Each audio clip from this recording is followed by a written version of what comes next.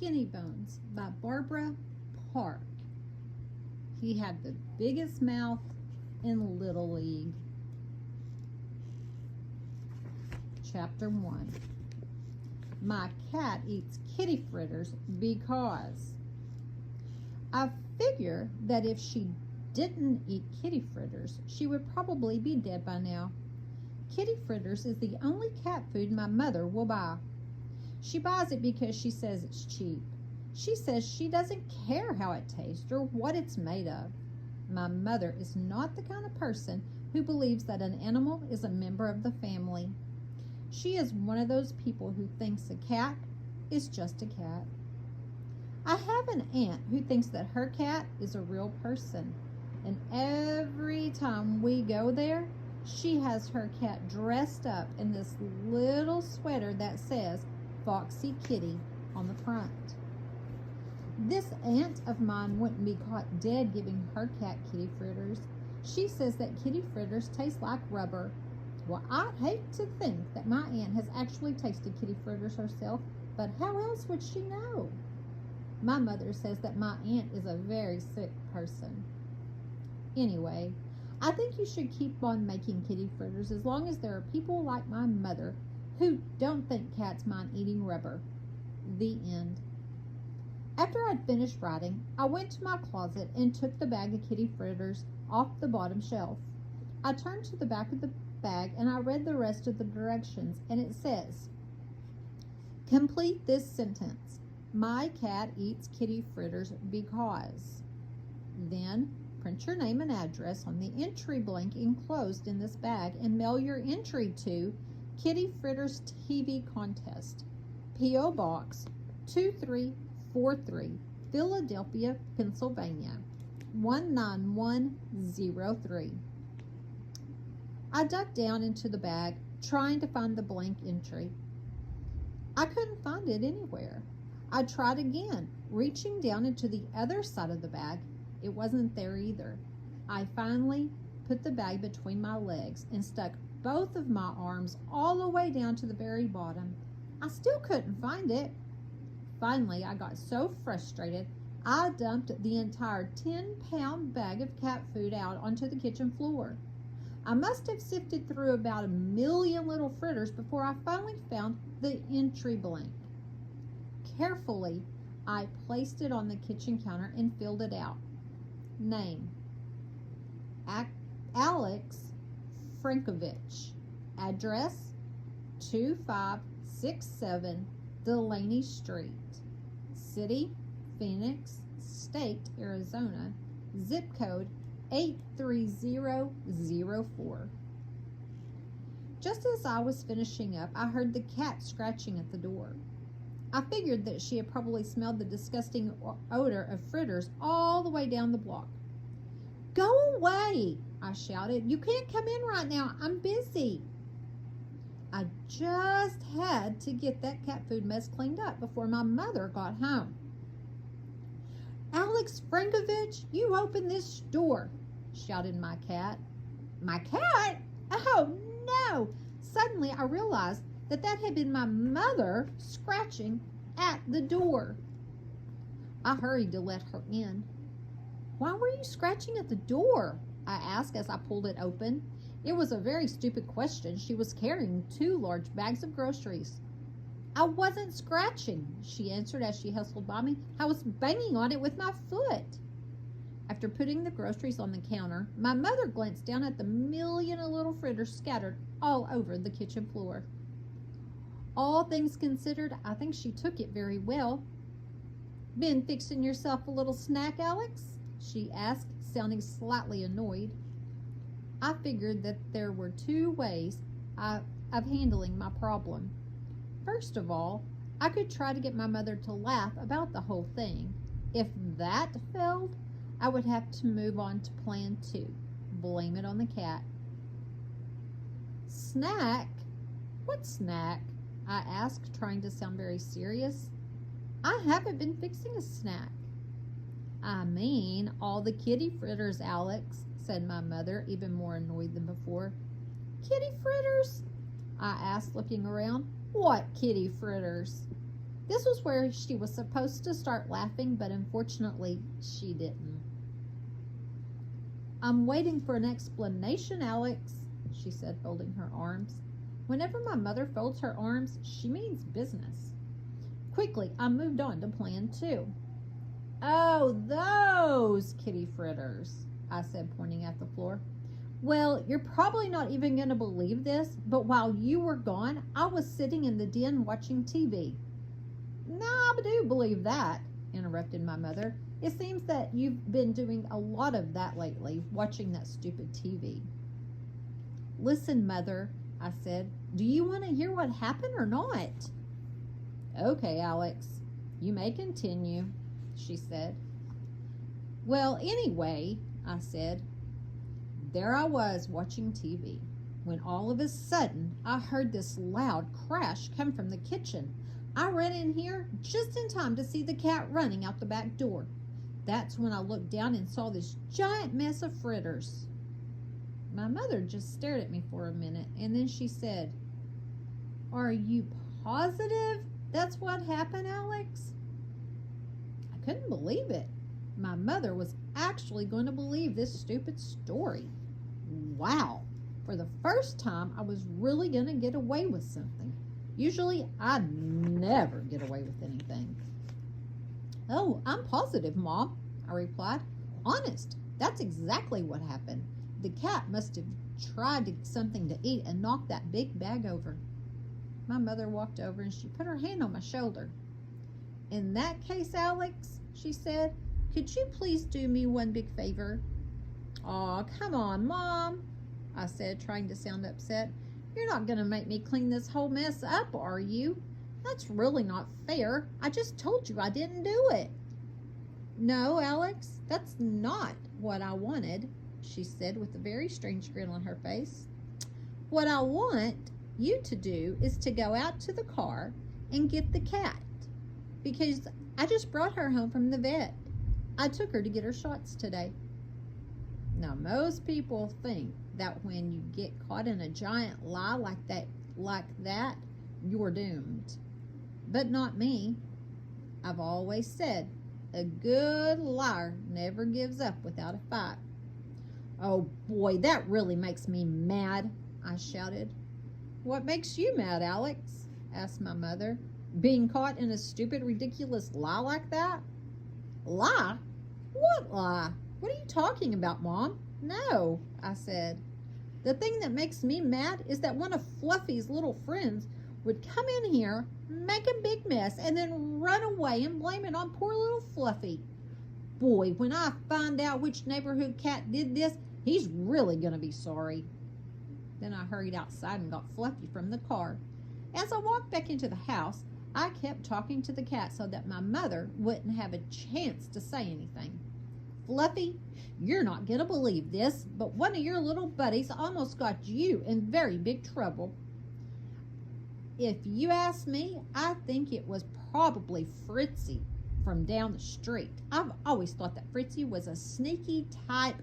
Alex, Alex, shouted my mother, interrupting me. Yes, Mom? Give up, she said. Give up? I asked. Well, what do you mean, give up? I mean, you're making a fool of yourself, Alex, she said. I paused for a minute and looked up. Does this mean that you don't believe me? Let me put it this way, Alex, my mother replied. If you were Pinocchio right now, we would have enough firewood to last us the winter. Then she handed me a broom and started right out of the room. Oh, don't look so glum, she said as she left. If it will make you feel any better, that was the most creative fib you've told me in weeks. I thought about it. It didn't make me feel better. As soon as she was gone, I started sweeping the kitty fritters back into the bag. Meanwhile, Fluffy had begun to eat every single fritter in sight. I just couldn't seem to get those darn things back into the bag fast enough. Fluffy was really packing them in. Getting shots must have made this cat very hungry. It took about 10 minutes before I was finished cleaning up the floor. and by that time I could tell that Fluffy was getting pretty full. But she never stopped eating, not until the last kitty fritter was in the bag. As I put the bag back on the bottom shelf, my mother came in to inspect the floor. The cat ran to greet her. My mother stared at her for a minute. "Why does Fluffy look so puffy?" she asked. "I don't know. I guess it must be from all those kitty fritters she ate while I was trying to clean them up," I explained. "Oh, Alex," my mother cried, "those things will swell up in her stomach and make her very sick. She's not supposed to have too many." My mother looked worried. Well, I would have been worried too, but just then Fluffy walked over to where I was standing and threw up on my shoe. It was the most disgusting thing that ever happened to me. My mother started laughing. "This is not funny," I shouted, but my mother couldn't seem to stop. If you ask me, I think she was acting pretty childish. After a couple of minutes, she walked over and picked up the cat. "Oh, honestly, Fluffy," she said, "if you don't like Alex's shoes, all you have to do is say so." Then she started laughing all over again. I think I probably would have felt a lot worse, but my mother was laughing so hard that she forgot to punish me for lying to her. Getting her to laugh always works. I just wish I could have done it without having Fluffy throw up on me. Chapter 2. The very first thing that I can remember making people laugh was in kindergarten. Every morning, the teacher would ask if anybody had anything special for show and tell. At first, I was pretty shy. I could just sit there quietly at my desk and keep my mouth shut, but there were lots of kids who didn't. There was this one kid named Peter Delaunay who sat in front of me. And every single day, when the teacher asked if anyone had anything for show and tell, dumb old Peter Delaunay would raise his hand. Sometimes he brought in hobbies. Peter had the stupidest hobbies in the whole world. One of his hobbies was collecting different colored fuzz. Weird, right? One day he brought his fuzz collection to school. He kept it in a shoebox. When he passed it around, I felt stupid just looking at it. Then all of a sudden, I got this funny idea. And just as I was about to pass the box to the next person, I pretended that I was going to sneeze. Achoo! I sneezed right smack in the middle of Peter's fuzz collection. Fuzzballs went flying everywhere. The whole class began to laugh at once. Peter panicked. He rushed over to my desk and began gathering up his fuzz collection and putting it back in his box. The teacher told me to help him, but I was just laughing too hard to get out of my chair. I had to admit, making people laugh was the most fun than sitting quietly in my seat. I decided I would have to do it a lot more often. From then on, I began to use show and tell to tell the class funny things that had happened to me. And when I ran out of true things to tell, I started making things up. One time, I told the class that my father was a raisin. I don't know what made me say such a silly thing, but it sure sounded funny. The teacher made me sit down. She said that there was a big difference between show and tell and show and fib. Personally, I don't think teachers like it when their students are funnier than they are. I ought to know. So far, I've been funnier than every teacher I've ever had, and not one of them has liked me. My goal in life is to try to find a teacher who appreciates my sense of humor. Last year, I had a teacher named Miss Henderson. So far, out of all the teachers I've ever had, Miss Henderson is the one who disliked me the most. I'm not really sure why. In the 5th grade, I was the funniest I've ever been. Well, you'd think a teacher would like it when a student tries to brighten up the day with a little joke or two. On the very first day of school, I knew Miss Henderson wasn't going to like me. She made everyone stand up next to their desk and introduce themselves to the class. Boy, do I hate that. You were supposed to tell your name, where you were born, and something about your family. Allison Martin started. She said, "My name is Allison Martin. I was born right here in Phoenix, and I have 2 brothers." Whoopee for you, I thought to myself. Then Brenda Ferguson stood up. "My name is Brenda Ferguson. I was born in California, and I have a baby sister." "And you're also very dumb," I thought. This had to be the most boring thing I had ever listened to in my life. After about 6 kids had spoken, I just couldn't stand it anymore. I raised my hand. "Yes," said Miss Henderson. "You there in the yellow shirt." I looked down at my shirt. Yep, it was yellow, all right. I stood up. "Miss Henderson," I said, "this is getting kind of boring. Couldn't we try to tell something a little more interesting about ourselves?" Miss Henderson thought about it for a minute, and then she gave me a little smile. "Okay then," she said finally, "why don't you start us off? Tell us who you are and something interesting about yourself." Wow, I thought to myself, maybe for once I've got a teacher who's going to appreciate me. "Okay," I said, "my name is Alex Frankovich. I was born in Phoenix, and my mother is a land turtle." Miss Henderson didn't laugh. Instead, she gave me a dirty look and motioned for me to sit down. By this time, the whole class was roaring, and Miss Henderson had to beat on her desk with a ruler. For a minute there, I actually started feeling a little sorry for her, but it didn't last long. As soon as she got the class under control, she continued with the same boring stuff we had been doing before. After about an hour, we were almost finished. That's when I first noticed T.J. Stoner. He was sitting all the way in the back of the room. He was the very last person to tell about himself. When he got up, he said, "My name is T.J. Stoner. I just moved here from San Diego. I have an older brother who plays baseball for the Chicago Cubs." Then he sat back down and tried to look cool. Boy, do I hate it when kids try to look cool. I knew right away I wasn't going to like T.J. Stoner.